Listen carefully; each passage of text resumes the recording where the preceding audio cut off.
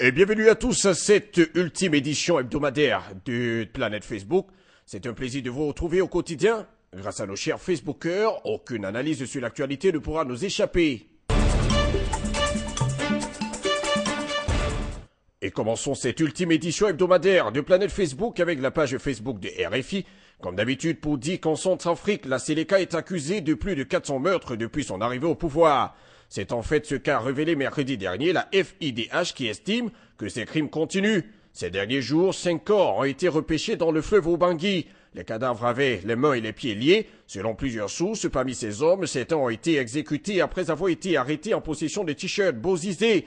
La FIDH affirme aussi que l'ensemble du territoire est toujours aux mains des éléments de la Séléka, dirigés par des seigneurs de guerre centrafricains, tchadiens ou soudanais. La Fédération internationale des ligues des droits de l'homme mentionne également des viols, des enlèvements, des civils, des incendies de villages, des braquages, bref, des crimes commis en toute impunité. Un premier Facebooker pour réagir sur cette actualité nous rappelle une citation du capitaine Thomas Sankara qui affirmait ceci, je cite, « Un militaire sans formation politique et idéologique est un criminel en puissance ». Un autre Facebooker dit que ce n'est pas une nouveauté en Afrique, surtout dans les ex-colonies françaises. On en a tellement l'habitude que plus rien ne nous étonne, affirme-t-il encore. Un autre encore écrit qu'un jour, tôt ou tard, l'Afrique écrira sa propre histoire, et ce sera une histoire de gloire et de dignité. Le dernier nous fait remarquer que tous ces meurtres devraient nous pousser à empêcher que les militaires accèdent au pouvoir. Sinon, dit-il, ça sera toujours la catastrophe. Et la page Facebook de RFI nous révèle aussi à travers son titre qu'au Japon, les émanations de vapeur inquiètent à la centrale de Fukushima. Un porte-parole de l'exploitant de la centrale nucléaire japonaise assure que le niveau de radioactivité ne connaît pas de changement significatif. De la vapeur a donc été vue ce jeudi matin s'échappant du bâtiment du réacteur numéro 3 de la centrale atomique ravagée de Fukushima, a indiqué l'opérateur du site qui ignorait toujours plusieurs heures plus tard l'origine de ce nouvel incident. Le réacteur 3 est l'un des 3 réacteurs de la centrale dans lesquels le combustible nucléaire a fondu après le séisme et le tsunami dévastateur du 11 mars 2011. C'est sans doute le réacteur le plus endommagé de l'ensemble car il a aussi subi une explosion d'hydrogène. De nombreux Facebookers se sont aussi exprimés sur cette deuxième actualité. Le premier demande qu'on ferme tout simplement cette centrale nucléaire. Pour le deuxième, ils ne disent pas tous la vérité. Et pourtant, on enregistre trop de maladies émanantes de cette toxicité que dégage la centrale.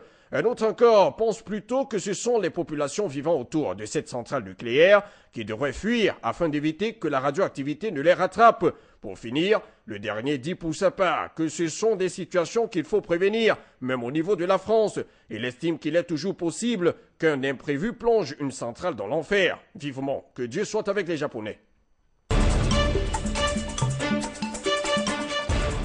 Et toujours sur la page Facebook de RFI, parlons à présent du Liban, pour dire avec la rédaction de RFI que dans ce pays-là, un haut fonctionnaire syrien a été assassiné dans le sud du pays. Mohamed Dara Djamo, un haut fonctionnaire syrien connu pour ses accointances avec le régime Bachar al-Assad, a été abattu par des hommes armés mercredi dernier à son domicile. Selon un responsable des services de sécurité libanais, le fonctionnaire a été abattu vers 2 heures du matin à Sarafan, où il réside avec son épouse libanaise, et ils l'ont criblé de 20 balles dans différents endroits du corps, a-t-il ensuite ajouté.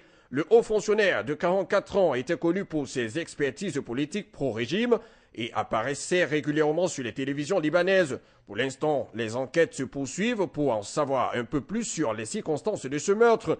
Le deuxième Facebooker à réagir affirme que ceci est un assassinat cautionné par les Occidentaux.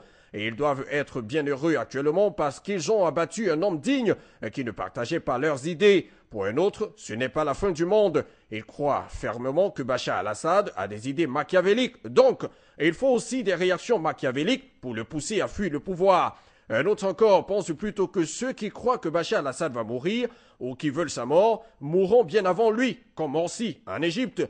L'un des derniers à réagir croit savoir que le problème de la Syrie n'est pas le fait d'un homme, mais c'est plutôt l'absence de dialogue et le pardon mutuel. Mais il dit aussi, je cite, « Pitié les Arabes ». Refermons cette édition de Planète Facebook avec la page Facebook de France 24 qui révèle les circonstances de la mort de l'otage français Philippe Verdon.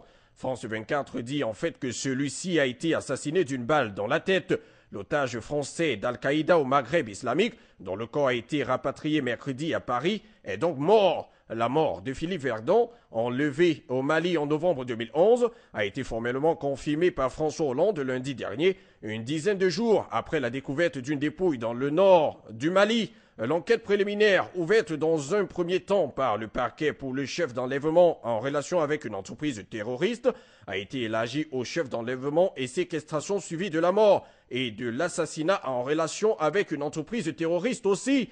Philippe Verdon était en voyage d'affaires pour un projet de cimenterie lorsqu'il a été enlevé. Cette information, il faut bien sûr le dire, a aiguillonné la sensibilité de nos chers Facebookers. Ceux-ci ont réagi, nous vous le lisons, c'est un commentaire. Le premier commence par souhaiter que son âme repose en paix. Un autre pense que c'est regrettable de constater que les plus grandes cibles des terroristes de nos jours sont des journalistes qui font tout pour que nous ayons des informations. Pour un autre encore, c'est un acte vraiment à condamner. Mais il dit cependant que ce n'est rien comparé avec tous les crimes que la France a commis en Afrique. Pour finir, un autre Facebooker dit que notre consolation, c'est de dire que Verdon a eu une mort bien rapide, parce qu'elle a bien été rapide. Sinon, paix à son âme et condoléances à ses proches.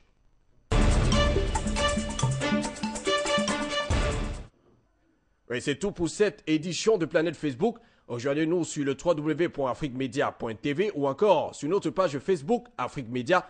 Et rappelez-vous, comme d'habitude, grâce à nos chers Facebookers, aucune analyse sur l'actualité ne pourra nous échapper. C'est tout pour cette édition. Que Dieu protège le monde. À bientôt sur Planète Facebook.